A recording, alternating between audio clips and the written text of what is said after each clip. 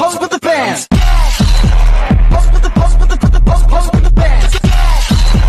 Pose with the pose with the pose with the bands. Bismillahirrahmanirrahim. Assalamualaikum teman-teman. Kembali lagi bersama kita di podcast Ilmu Tasawuf. Oke, di sini kita berada di podcast di mana tempat kita membicarakan segala hal di dunia yang membuat hidup kita menjadi lebih tenang. Kenapa aku bisa mengatakan hidup kita menjadi lebih tenang? Karena di podcast kali ini kita akan membahas tentang ilmu tasawuf. Yaitu ilmu tasawuf itu apa, Kak? Oke, kan di sini kita sekarang balik lagi podcast kali ini bersama narasumber kita yaitu Kakak Syifa. Kali ini bakal jadi episode yang sangat spesial karena kita bakal ngebahas ilmu tasawuf tapi dalam konsep zikir. Ilmu tasawuf itu adalah ilmu yang membahas tentang konsep untuk mendekatkan kita kepada Tuhan, yaitu Allah Subhanahu wa taala. Ya, betul banget. Jadi di sini kita kedatangan narasumber spesial nih, ahlinya ilmu tasawuf ya, Kak. Masya Allah, amin. Ya, dari UIN Syarif Hidayatullah Jakarta ya. Jadi di sini kita akan lebih spesifikasi tentang zikir ya, Kak. Ya, kita bahas tentang konsep zikir dalam ilmu tasawuf. Oke, Kak Syifa, kita mulai ke inti topik pembicaraan kita aja ya, Kak ya. Kalau menurut Kakak nih, apa itu zikir, Kak? Pasti jawaban untuk orang-orang gitu ya, untuk orang-orang yang awam gitu pasti ngiranya zikir itu ya mengingat Allah gitu, menyebut nama Allah, menyebut lafaz Allah, ya mengingat asma Allah lah gitu. Tapi kalau menurut Kak Syifa nih dari kacamata tasawuf, apa tuh, Kak, arti zikir? Nah, bener sih apa yang disampaikan sama Mbak Hos itu konsep zikir itu secara umum itu emang mengingat Allah. Zikir kan azikru, mengingat gitu. Kita mengingat Allah gitu. Tapi kalau dalam konsep tasawuf itu kita udah menggunakan ilmu yang udah menggunakan bacaan banyak buku gitu. Kalau kita di kampus, kalau ditanyain, Kak, itu ilmu tasawuf apa deh? Ingat Allah. Ya udah, ingat Allah. Emang gimana sih cara ingat Allah itu gitu. Jadi kalau kita hanya bermodal zikir itu mengingat Allah, itu gak akan cukup untuk menjawab pertanyaan orang-orang di luar sana yang lebih wow ilmunya gitu. Dan saya juga di sini sebagai narasumber, bukan berarti saya juga lebih pintar, bukan berarti saya juga lebih banyak ilmunya, enggak. Cuma di sini tuh saya berusaha buat belajar, buat menghidupkan diskusi kembali. Jadi kalau dalam ilmu tasawuf, zikir itu bukan hanya ya betul kalau untuk mengingat Allah betul, tapi dalam sisi lain zikir itu kalau dalam ilmu tasawuf itu dia lebih mengetuk hati kita gitu.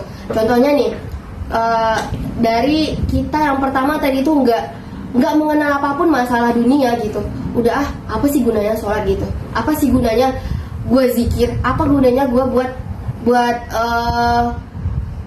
apa sih gitu gunanya hidup di dunia itu gitu. Dia nggak ada mikir kesana, sehingga dia kalau Al-Quran itu dia anggap remeh gitu. Jadi itu hatinya udah mati sehingga gimana sih cara ngidupin hati yang mati itu gitu. Jadi cara ngidupin hati yang mati itu ya dengan zikir. Kita ingat lagi Allah, kita sebut lagi namanya. Zikir ada apa?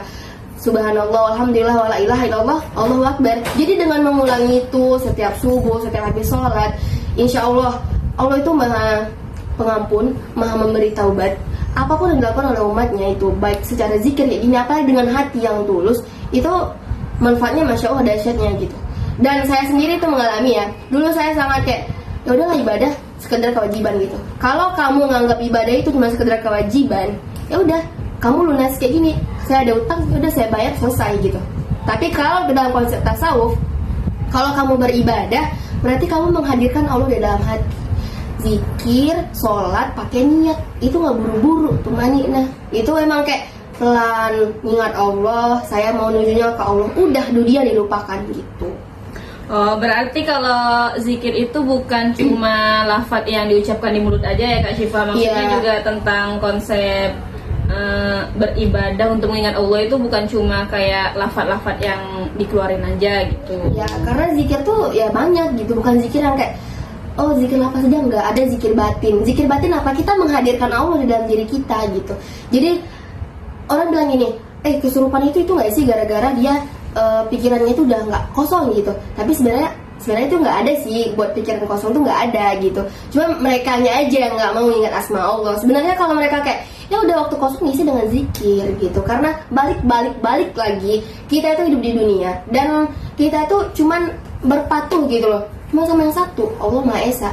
Dan dengan berkat rahmat dialah kita bisa kayak gini beraktivitas saya, dan mereka berdua beraktivitas di kampus ya karena itu gitu. Kembali lagi, kamu mau kemana? Kamu mau jalannya ke baik atau gimana gitu. Kalau misalkan yang zikir itu cuma mulutnya doang tapi hatinya kemana-mana, itu berarti nggak berjalan ya Kak zikirnya? Atau gimana tuh?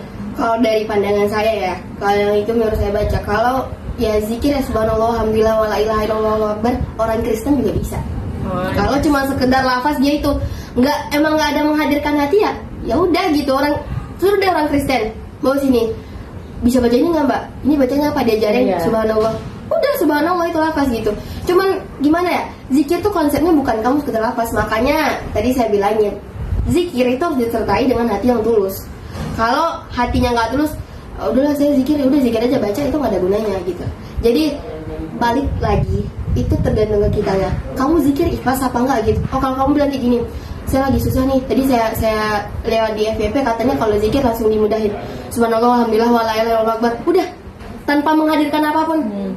Kayak mikir gitu loh. Jujur itu nggak boleh. Berarti zikir itu emang harus dari hati ya Kak? Emang harus tulus dari hati gitu.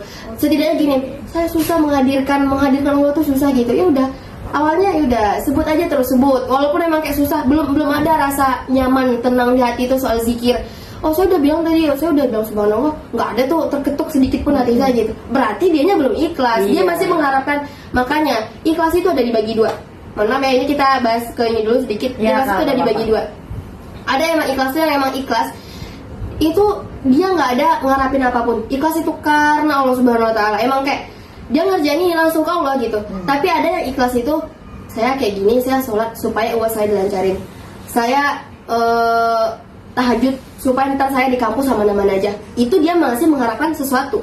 Ada orangnya itu tingkat imannya itu udah lebih tinggi sehingga dia tuh udah saya sholat tahajud udah buat akhirat buat saya udah gitu. Emang kayak, dan sampai sekarang saya mungkin belum menemukan seperti itu, dan saya sendiri juga masih mengharapkan sesuatu kalau saya ingin berbuat gitu. Maksudnya dalam hal ibadah ya, kayak saya tahajud supaya ntar dilancarkan ibadahnya gitu. Dilancarkan aktivitasnya lah gitu. Saya duha ntar rezeki saya biar lancar gitu. Berarti saya masih mengharapkan sesuatu buat dunia gitu. Oke Kak, sekarang aku mau tanya nih, kenapa sih para sufi itu kayak kalau bahasa kita keke gitu ya? Kayak apa sih, teguh pendirian gitu, soal zikir itu penting gitu dalam kehidupan sehari-hari atau dalam tasawuf itu, kenapa Kak? Ya, kalau untuk itu ya kenapa zikir penting dalam kehidupan sehari-hari? Kalau sholat ya, habis sholat kita biasanya dianjurkan apa dalam pitulah sholat lengkap. Itu ada langsung habis pembahasannya itu zikir ya habis itu ya. Tahu gak sih, manusia itu nggak ada yang sempurna, termasuk saya, dan ya mungkin ini yang disampaikan saya juga. Maksudnya manusia kalau nggak ada yang sempurna, pasti ada kekurangannya gitu. Dan hati manusia itu bukan hati nabi, bukan hati yang kayak malaikat yang mulia masya Allah, enggak, sama sekali enggak. Hati manusia itu mudah disconnect. Tau gak sih, kita nih pakai wifi ya, tiba-tiba mati, kan disconnect tuh sama wifi-nya. Aduh gimana nih mati gitu, pasti kita marah-marah ya, apa sih ini wifi gimana sih gitu. Cuman ini kita ngebahasnya ke topik zikir. Sama, kalau hati manusia itu mudah mati, bukan mudah mati sih, mudah disconnect gitu, mudah tiba-tiba suram, tiba-tiba marah, tiba-tiba ini gitu, itu akan menimbulkan yang namanya amarah. Dan di situ dia nggak bisa nahan emosi, terus kayak gini nih, saya ngomong sama mbak ya, ini gimana caranya, nggak tahu lah gitu. Itu hatinya udah kena di sana gitu, karena dia tidak ada penenangan dalam hatinya sendiri gitu. Karena zikir itu kan tadi saya udah bilang ya di yang pertama, zikir itu emang butuh banget gitu buat hati, buat nenangin hati gitu. Contohnya gini, saya lagi panas nih, ntar ditanya sama teman saya gini, ini gimana ya konsepnya gitu. Jadi ya Allah, sabar, ingat Allah lagi, subhanallah, Allah akbar, kita ingat Allah lagi gitu, supaya kayak pas jawab juga orang nggak ngena hatinya gitu.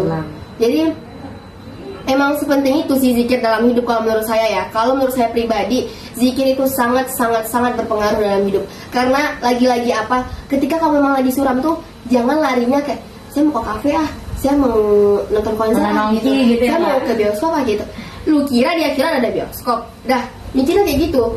Nah, kalau kamu lagi suram, lagi bad mood, lagi pengen ini, lagi pengen itu, lagi pengen nangis tiba-tiba, pernah nggak sih Bang ngerasain kayak nggak ada angin tiba-tiba nangis? Kayak sedih aja Ya, gitu. sedih aja. Di situ kita udah kena. Hati kita udah lemah. Seharusnya kita kalau udah dikasih, sebenarnya nangis itu bukan apa ya, setanda sesuatu orang itu lemah, enggak. Malah nangis itu tuh kayak suatu apa ya, karakter diri seseorang yang dia tuh menganggap kayak, ya Allah aku salah ya gitu. Berarti dari tadi itu kayak mungkin ada kesalahan yang kita tanpa sengaja itu langsung apa ya, langsung connect ke hati, terus nangis. Kok nangis ya? Tadi kan gak ada dimarahin, tadi kan gak ada itu gitu. Jadi lagi-lagi tuh kayak hati kita tuh bolak-balik gitu loh, lagi mau diapain sih ini sebenarnya gitu. Nah, kadang-kadang ya kita, dan saya juga pernah, itu saya juga pernah ngalamin yang kayak di saat yang kayak gitu saya malah pergi ngopi, di saat yang kayak gitu saya malah pergi mencari teman buat happy. Sebenarnya itu salah, itu konsep yang salah gitu. Kebanyakan ya Gen Z lah ya, kita juga nggak tahu gimana-gimananya orang, dan kita juga mau nilai orang karena fokus ke pribadi kita masing-masing aja gitu.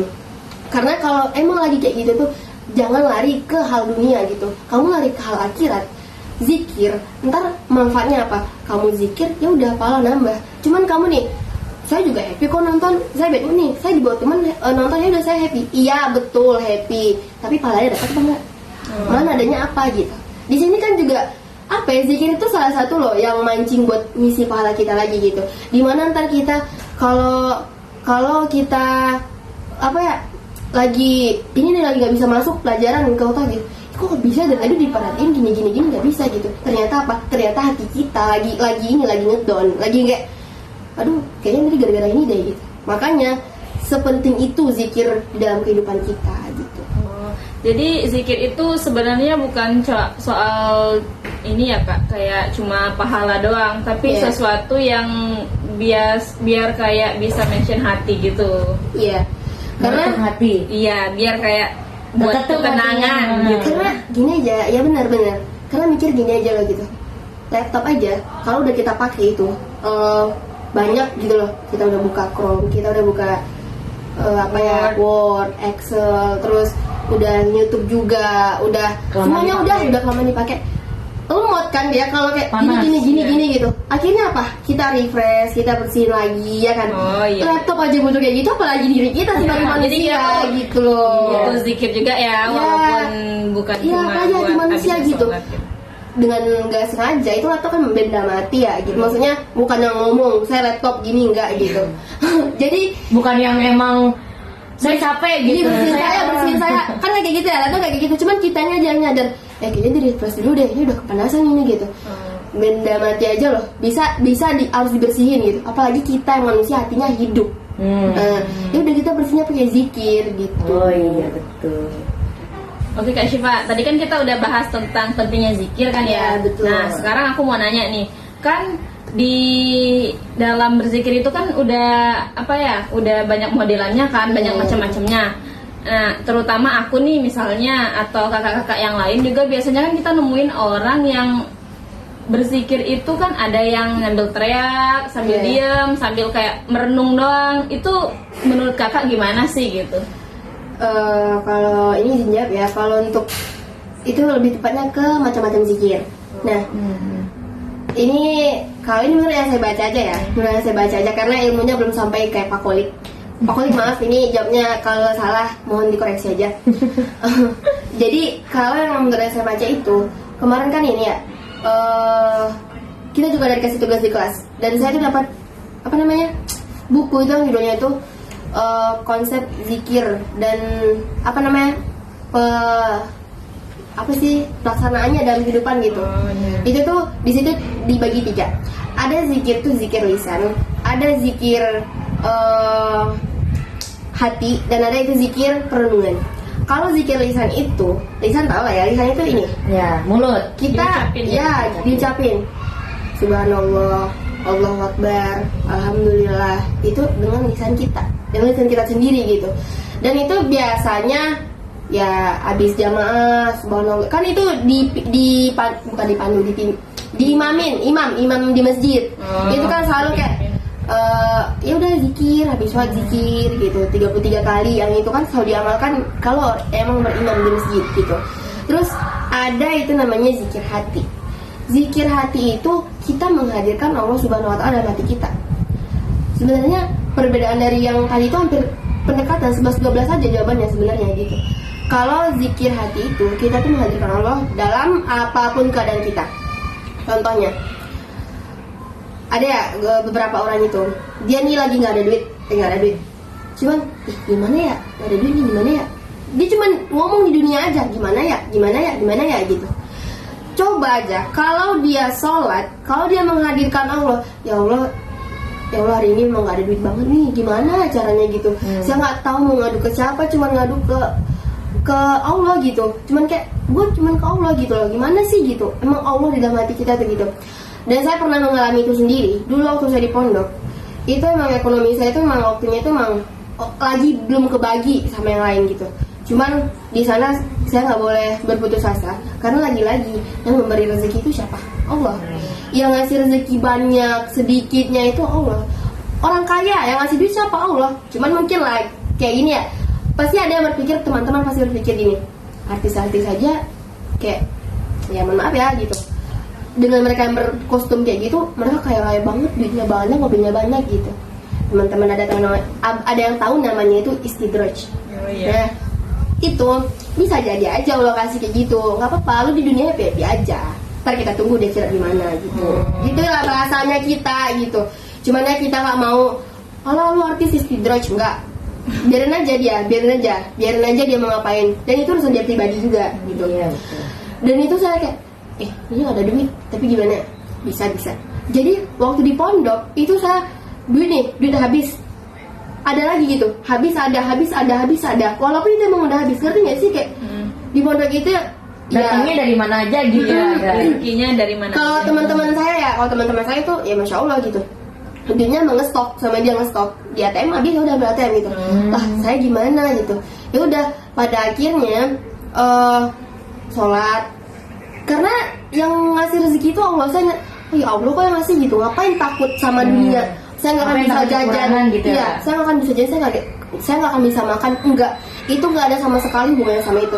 Kamu ngadu ke tempat maha pemberi rezekinya aja, kamu ngadu aja, ngomong ya Allah gimana gitu. Dan itu emang kayak bilang bim salabim bisa jadi juga. Itu tiba-tiba abang saya ngirim, orang tua saya juga tiba-tiba ada duit buat saya di pondok gitu. Kayak wah, emang nyata ya gitu. Kalau pada umumnya kita suka bilangnya kun fayakun gitu ya. Kun fayakun ya gitu. Jadi kayak nyata ya Allah, nyata gitu. Terus saya kemana selama ini gitu. Dan saya juga pernah di posisi yang ngedown banget imannya, kayak habis dunia apa sih? Emang dunia banyak banget gini. Pada mal ini semuanya kita cuma bisa ngoceh tanpa harus. Padahal yang perlu itu bukan itu gitu. Padahal yang diperlukan itu kamu ngadu ke Allah, kamu ngadu ke sumber rezekinya aja gitu. Ya udah ntar dikasih, karena Allah tuh bukan yang apa ya, udah lama kamu kayak gitu aja, enggak. Ingat, ada ya pasti teman-teman di sini tuh enggak aneh lagi sama yang namanya roda itu berputar. Nah kayak gitu dia. Yang di sana ada posisi kita itu yang kadang di atas, ada yang posisi kita itu kadang di bawah. Oh mungkin yang di bawah nih Allah menguji kita sabar nggak di sana gitu. Kita sabar nggak di sana? Kita sabar nggak buat nahan dulu gitu. Di saat orang-orang semuanya beli tas, beli baju baru, enggak, saya masih ada baju, saya masih nih. Berarti di situ kesabaran kita juga diuji. Nah, di situ yang kita harus menghadirkan, yang saya maksud tadi itu zikir hati itu. Kita menghadirkan Allah terus dalam hati kita gitu. Saat gini nih, kita lagi sedih dengan orang tua, pengen balik. Dan saya nih posisinya saya ngerantau dari Padang. Kalau pulang ke kosan itu emang kayak saya masuk kosan itu kelihatannya kasur. Emang kasur bisa nanyain kamu dari mana? Enggak bisa nanyain itu gitu. Tapi saya itu bawanya dengan nangis, dan saya nggak ada menghadirkan Allah tuh, nggak ada sedikit pun waktu itu. Cuma ingat lagi ya, oh iya kan saya sampai kesini karena ridho Allah juga, karena atas kehendak Allah juga kesininya. Ya udah balik ke kosan. Ya Allah, saya titip orang tua saya jaga di Padang gimananya gitu. Ya udah kembali lagi saya hadirkan Allah gitu. Karena makanya saya bilangin tadi itu, mengapa zikir itu ada zikir yang harus menghadirkan Allah gitu di dalam hati kita. Itu yang namanya zikir hati. Itu yang kedua ya. Terus yang ketiga itu ada zikir perenungan. Zikir perenungan itu kita merenungkan kebesaran Allah Subhanahu wa taala. Contohnya laut. Masya Allah indah ya. Contohnya sunset atau sunrise ya pagi ya. Ini Masya Allah indah ya. Makanya kalau kita lihat sesuatu itu, ih bagus ya, jangan kayak gitu. Makanya harus disertai dengan Masya Allah bagus ya gitu.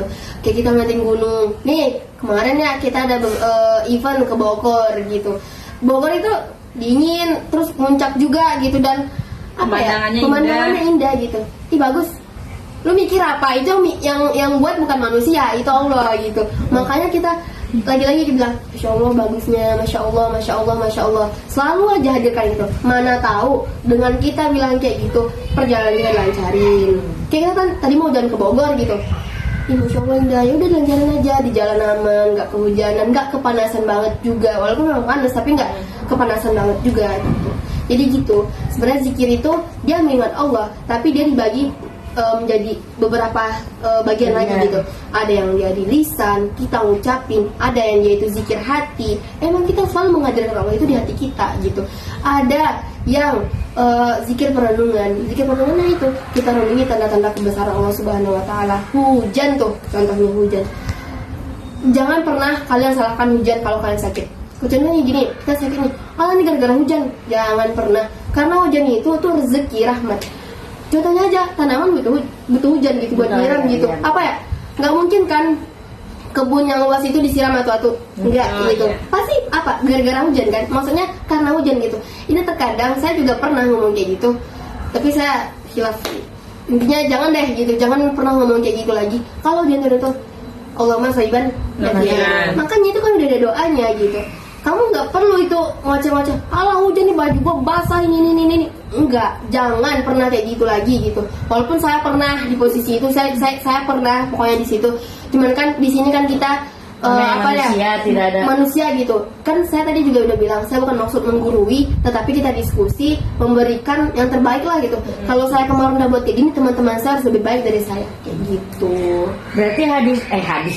Berarti zikir itu berkesinambungan ya Kak, antara zikir lisan, zikir hati, dan zikir perenungan itu sering berkesinambungan gitu guys.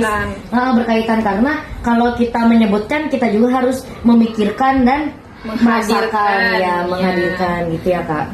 Oh ya Kak Syifa, aku mau nanya nih. Jadi kalau misalnya kan zikir perenungan, itu kan kita kayak merenungkan kayak tadi kan ya, itu bisa gak buat direkomendasiin buat orang yang stres gitu, yang banyak pikiran gitu kan? Biasanya kan merenung gitu, mungkin dengan berzikir mengalihkan merenung pikiran biasa tadi yang awalnya kosong, dengan berzikir dengan cara perenungan itu bisa gak gitu? Bisa, jawabannya bisa buat orang stres kan? Iya. Bisa banget ya Kak. Bisa banget malahan, karena kan tadi konsepnya kita dari awal kan itu zikir itu apa ya? Menenangkan. Kalau menenangkan, membersihkan kembali. Kalau kita stres penyebabnya apa? Dunia kan? Kembali lagi kemana? Ke Allah. Karena kita kembali lagi ke Allah gitu. Lu berurusan sama dunia, jangan lu cari penghiburnya juga dunia. Itu akhirnya ke zikir gitu. Setidaknya dengan kamu stres, kamu ingat gitu ya, kamu ingat Allah, kamu dapat pahala gitu. Oke Kak Syifa, aku pengen tahu banyak nih tentang orang-orang yang abis berzikir, orang-orang yang sering mengingat Allah gitu. Dia tuh hidupnya tuh lebih tertata, lebih child gitu, hidupnya lebih enjoy. Itu gimana sih Kak? Maksudnya bener gak itu terjadi atau? Ya bener, itu nyata gitu, bener gitu. Karena dengan berzikir itu pribadi kamu tuh lebih terbentuk gitu, emosinya terbentuk, sampai ke dalam-dalamnya terbentuk gitu. Karena dia kan tadi efeknya memberi ketenangan. Ya lebih tenang aja, kalau lebih nyentuh lah gitu, lebih tersentuh lah, hatinya lebih lembut gitu. Jadi kalau kata Sufi ya, orang yang banyak berzikir itu karakternya itu akan terbentuk. Karakternya seperti apa gitu. Ya itu pribadi dia yang baik gitu loh, yang terjaga gitu. Oh jadi makin orang itu, jadi kalau setiap hari makin banyak zikir itu jadi hidupnya itu kayak mindful gitu ya Kak? Ya betul, lebih kayak jadi lebih sabar, lebih pemaaf, terus gak gampang terpicu juga. Contohnya gini, kita ntar UAS lihat buku aja yuk gitu, padahal kan nggak bolehin sama dosen gitu. Enggak gitu. Jadi emang dia itu terjaga lah gitu. Semua dijaga sama Allah gitu. dijaga gitu. Dia menjaga Allah, Allah juga akan jaga dia. Makanya kan Allah udah bilang kalau gini aja deh, remember me, I will remember you. Itu kan nama Al-Quran ya. Iya. Kalau kamu ingat Allah, Allah juga akan ingat kamu gitu. Masya Allah, remember me and I will remember you. Oke, gitu. Oke Kak, kan sekarang ini ya orang zaman sekarang ini kan pengen banyak yang tertarik berzikir, termasuk gua nih. Nah, tapi kita tuh susah banget buat konsisten gitu. Yang bikin gagal konsisten tuh apaan sih gitu? Kalau menurut kehidupan sehari-hari aja kali ya, Iya. ya lebih ngena santai. juga, Ya, lebih santai benar. juga gitu. Itu Realita soalnya. ya, itu biasanya tuh yang pertama tuh hati kita gampang lalai. Maksud hati kita gampang lalai itu gimana? Ya udah pikiran kita tuh kemana-mana gitu. Yang seharusnya di sini udah sampai sana, udah sampai sana. Pada akhirnya itu kayak nggak jelas mau kemana gitu, nggak menentu arah gitu. Jadi zikir pun nggak terpikir di posisi itu, udah nggak terpikir zikir itu gimana gitu. Contohnya nih, ini di perpus udah dicat sama dosen. Abis ini kelas ya. Nggak jadi deh. Katanya harus pindah lagi kayak itu, kayak aku katanya ada seminar gitu. Apa sih? Dari tadi ini mulu gitu. Jadi kayak kita tuh sebenarnya gampang lalai. Apa sih namanya juga manusia ya Gampang gitu. ke distract gitu. Kayak gitu lah. Gampang terpengaruh. Ya udah itu kemana-mana. Pada akhirnya udah nggak terpikir lagi buat zikir gitu. Terus yang kedua itu gara-gara kesibukan kita. Dulu saya juga pernah itu di pondok saya pernah jadi pengurus OSIS. Itu dosa terbesar sih kalau menurut saya. Itu kan kalau jarak dari saya kan balik itu jam 3 jam 12 14.50 mau ke jam 3 berarti ya, Iya, dekat-dekat hampir asar asar. udah gitu. Dan itu posisinya kelas meeting. Ya saya sebagai ketua yang mau gimana-gimananya gitu. Otomatis harus pantau dong kerja beberapa anggota di sana gitu. Oh udah siap di sini gitu. Terus saya udah kebablasan itu. Itu udah azan asar. Saya dengar azan asar gitu. Saya dengar kayak azan asar ya udah. Oh itu tolong ya pasang itu lagi. Saya malah sibuk ke kesibukan organisasi saya. Sehingga pada akhirnya apa? Saya nggak ingat itu Allah. Saya nggak ingat zikir gitu. Pada akhirnya apa? Udah maghrib, udah azan maghrib. Asar tadi belum ya? Nah, di situ tuh biasanya kenanya kita ya. Kita nih, kenanya biasanya di situ. Sama juga kayak di kampus. Saya kemarin di kampus itu kan agak shock ya. Culture shock yang namanya kita baru juga ya, maba. Culture shock sama kegiatan kampus yang kayak padat lah lumayan gitu. Dan kampus kan kalau di universitas itu bukan yang kayak di waktu SMA atau SMP yang dijadwalin jam segini masuk ini. Iya dijadwalkan, cuman itu jadwalnya tuh hari ini cuma satu matkulnya. Kalau di sekolah kan emang full gitu, emang itu gitu ya. Jadi habis ini diitin lagi, jadi kayak kita tuh lupa waktu jadinya gitu. Jadi pada akhirnya itu ya udah kita nggak mengingat apa yang seharusnya kita ingat. Kita ya udah fokus kegiatan kita aja gitu. Padahal pasti gini nunda pasti. Udah azan asar, entar lagi masih ngumpul nih, bentar lagi. Udah 2 menit, bentar lagi. Udah, itu Allah udah maghrib. Nah di situ kesibukan kita sebenarnya gitu. Kamu sibuk dengan hal dunia, sedangkan hal yang kamu butuh banget itu buat akhirat kamu nggak peduli gitu. Lalai ya Pak, Iya. sekolah juga. Terus ada juga orang itu kenapa penyebabnya gitu ya? Dia ngerasa bosan gitu. Dia ngerasa bosan dengan zikir. Lama gue belum pantas gitu. Gue belum pantas di posisi itu. Gue mah nggak apa-apa. Gue maksiat dulu aja gitu loh. Maksudnya tuh bukan maksiat sih. Gue mah nyantai dulu aja. Gue mah ntaran aja tuh sholat bisa tuh dikodo gitu. Ntar bisa gitu. Emang bener Allah ngasih keringanan. Kalau seandainya nih kita ketiduran nih, tidur dari zuhur, asar nggak ikut, maghrib nggak ikut. Ya emang uzurnya jelas ya Kak. Isya kebangun gitu. Itu kan uzurnya jelas karena kita tertidur dalam keadaan alam nggak sadar gitu. Terus di sini tuh dia bilang rasa bosannya itu bukan rasa bosan kayak gitu. Dia bilang dia belum pantas gitu. Entaran aja gitu. Sebenarnya nggak ada ya di dunia ini, nggak ada yang nggak pantas. Sekalipun dia pejudi, sekalipun dia itu bertato, sekalipun dia itu ahli dalam segala bidang yang ngarah ke kiri, maksudnya ngarah kayak nggak bagus gitu. Tapi kalau dia mau, ya udah gitu. Sebenarnya itu tergantung keinginan. Iya Kak. Jadi kalau dari semua yang tadi 3 poin ya Kak ya, 3 poin yang Kakak bahas tadi tuh, untuk solusinya itu gimana ya Kak? Kayak solusi untuk kita anak-anak muda biar kita lebih lebih konsisten konsisten istiqomah gitu biar kita mau berzikir. Sebenarnya gini aja sih. buat kita ya, kita itu juga masih dalam, kalau kata guru saya dulu di pondok gini, iman manusia itu nggak ada yang stabil di atas aja, pasti dia turun naik. Dan ustazah juga pernah ngerasain di posisi itu. Ustazah kalau imannya udah rendah, itu ustazah ya Allah sholatnya males, ngapain sholat gitu loh. Pertanyaannya ngapain sholat, buat apa sih sholat gitu, orang sholat cuma ruku sujud ngapain. Itu sampai gitu loh ustazah saya dulu ngomong di pondok gitu. Itu emang imannya tuh lagi turun, lagi di bawah gitu. Yang namanya Islam itu tidak pernah mempersulit. Dinul Islam itu nggak pernah mempersulit, malah dia itu apa, paling mudah kan. Kita orang Kristen nih, orang yang nonis ya, mau masuk Islam apa? Dengan membaca 2 kalimat syahadat aja kan. Asyhadu alla ilaha illallah wa asyhadu anna Muhammadar Rasulullah. Mudah banget gitu. Jadi kalau hal-hal yang kayak gitu, kita mulai dari start kecil aja. Kita mulai dari hal kecil-kecil aja gitu. Contohnya gini, dalam sehari itu 3-5 menit kita udah melakukan zikir. 3-5 menit. Ada ya zikir yang itu di tangan. Ya, kalau punya itu lebih bagus, tasbih juga lebih bagus, tasbih yang kayak gini gitu boleh. Itu tuh ya udah, kita konsisten, kita istiqomah aja itu dalam setiap hari itu zikir 3-5 menit pokoknya. Kalau untuk orang yang emang kayak pemula, maksud pemulanya itu kayak barulah mau menuju istiqomah gitu. Karena yang namanya berhijrah itu butuh teman. Serius. Saya sendiri. Saya hijrah itu butuh teman, butuh banget. Karena kalau kita hijrah sendiri itu, lu mau hijrah sama siapa? Maksudnya bisa aja sih, cuman kalau hijrah bareng teman tuh lebih asik gitu loh. Kalau lagi pengajian bareng gitu, terus pada akhirnya ntar ya udah istiqomah bareng-bareng gitu. Kita hijrahnya bareng ya gitu. Ini udah jannahnya juga bareng gitu. Antil jannah lah pokoknya gitu ya. Jadi gitu aja solusinya gitu. Kalau buat kita nih, buat saya juga perlahan aja ya Kak. Perlahan aja, nggak usah yang itu. Karena tadi yang seperti yang saya bilang, Islam itu nggak pernah mempersulit. Malah itu Islam itu paling mudah gitu.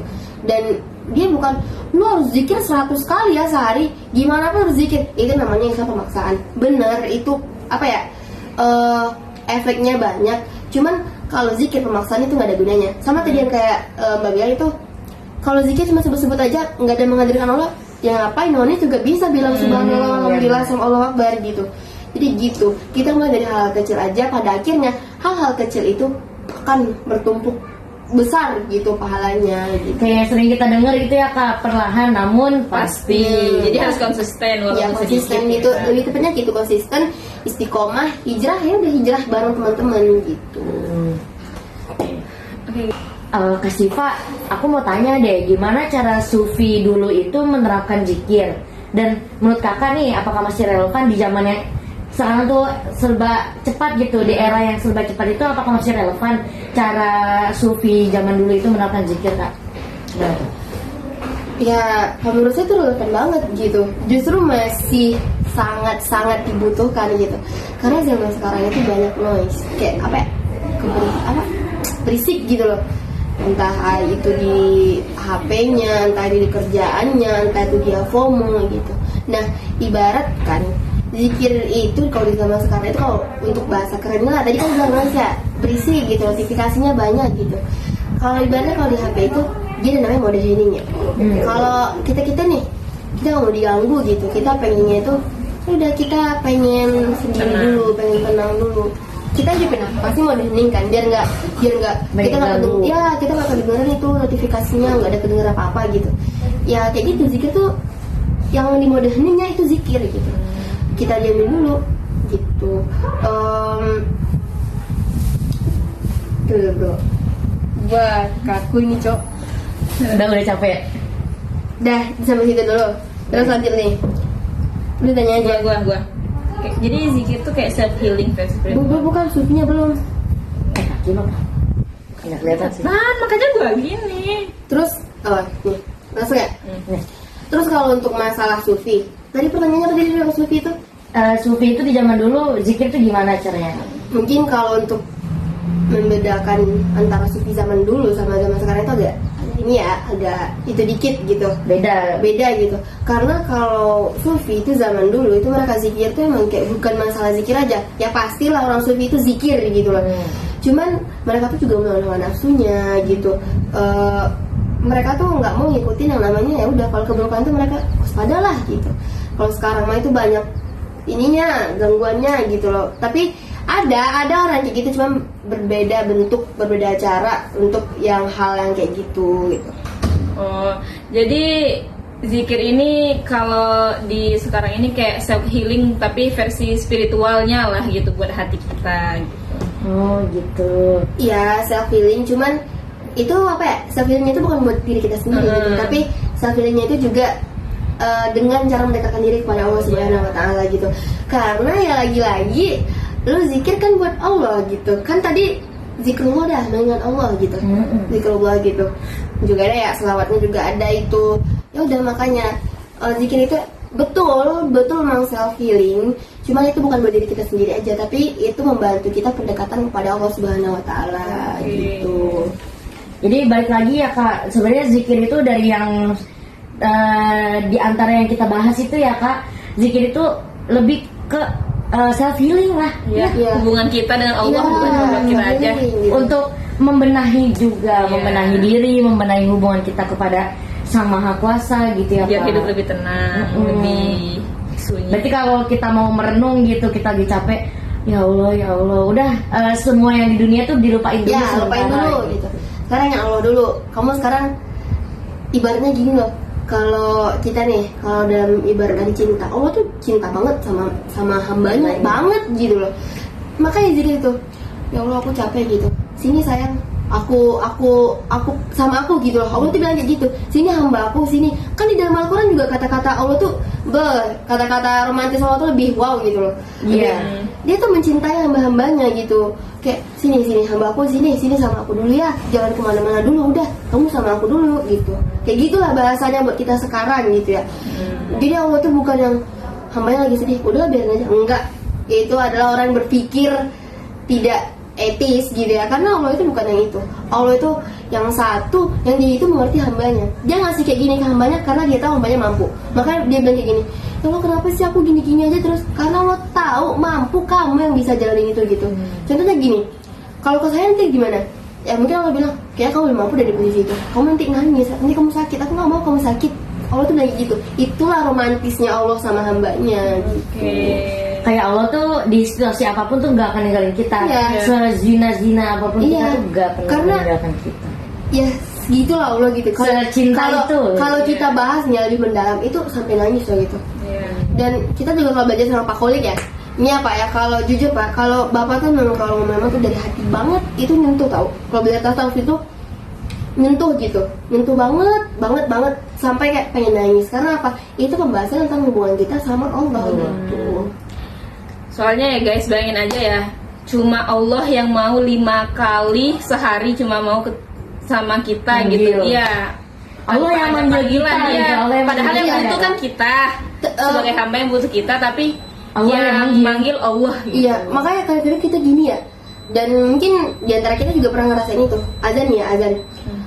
Ya salah, ya salah itu kan dia manggil. Allah tuh manggil gitu. Sama ibaratnya gini ya. Saya manggil Mbak. Mbak, tapi Mbak nggak denger. Terus kayak sakit nggak? Sakit banget. Kayak gitu juga. Kalau Allah udah manggil kayak hayya ala sholah, hayya ala falah gitu. Allah udah manggil. Ntaran aja dah gitu. Siapa yang hindar? Kita kan hindar dari Allah. Karena kita yang butuh. Sini hamba aku di sini. Aku udah di sini nih, stay nih. Ayo sama aku dulu gitu. Jadi Masya Allah, pokoknya Masya Allah. Kalau dipikir-pikir lagi, kalau direnung-renungkan lagi, kebesaran Allah itu Gak ada tandingannya. Gak ada tandingannya. Lu bilang kebesaran ini lebih cintanya lebih dalam, kagak, itu mah bulol gitu. Oke Kak, kayaknya ini pembahasan kita tuh udah dalam banget ya Kak ya. Udah emang sampai ya Allah, ini kalau udah kalau hawanya dingin dan gelap itu kayaknya udah nangis nih. Iya.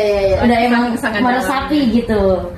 Sebelum kita tutup nih Kak, pembahasan kita sekarang nih, ada gak Kak pesan dan untuk teman-teman kita di luar sana Kak?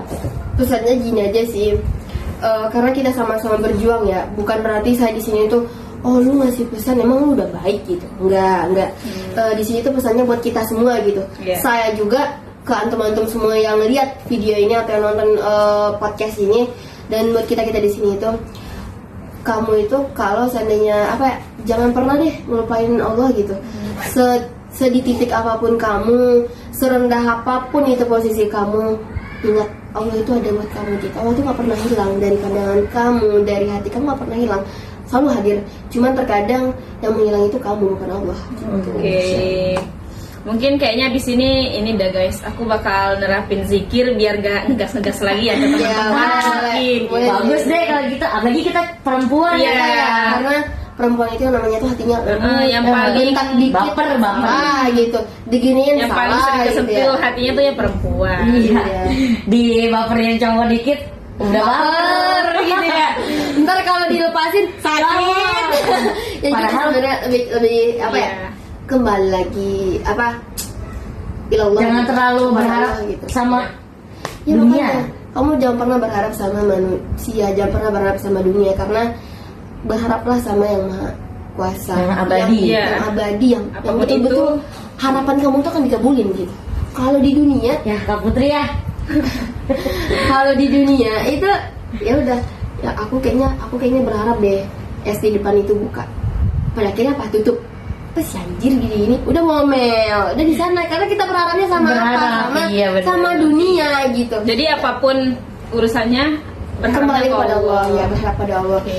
Gini, saya ntar mau ini supaya ketemu sama pemain Ozora gitu di film Ozora. Intinya saya bisa foto, pokoknya saya bisa foto. Enggak kembali lagi sama Allah, ya Allah.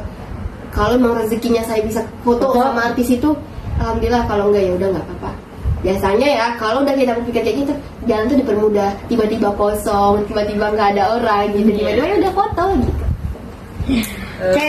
Kayak buat teman-teman di luar sana harus pokoknya kita intinya kita kembali lagi kepada Allah, sejauh apapun kita kembali lagi kepada Allah, seberharap-harap kita kepada dunia kembali lagi kepada Allah. Ingat pokoknya dunia ini juga milik Allah gitu ya Kak Ya, ya. karena kita akan Oke. kembali ke Kak, sana. Oke, untuk teman-teman, makasih udah dengerin podcast kita dari awal sampai akhir ya Kak. Udah setia bersama Kakak Syifa dan Kakak Putri, dan di sini bersama saya juga. Dan juga jangan lupa follow podcast kita, jangan lupa ikutin terus podcast kita. Ya, mungkin kita ada season 2 ya, Ya, Kak. selanjutnya. Nanti kita bisa mendatangkan Kak Syifa di Ya. saat beliau tidak sibuk ya. Beliau juga sibuk ya, sibuk di dunia tapi tidak melupakan akhirat. Iya. Insya Allah. Oke, mungkin cukup sekian sampai sini podcast kita. Kurang lebihnya kami mohon maaf. Bila ada sumur di ladang, boleh kita menumpang mandi. Bila ada umur yang panjang, boleh kita berjumpa lagi. Billahi taufiq wal hidayah. Wassalamualaikum warahmatullahi wabarakatuh. Bye-bye. Bye bye.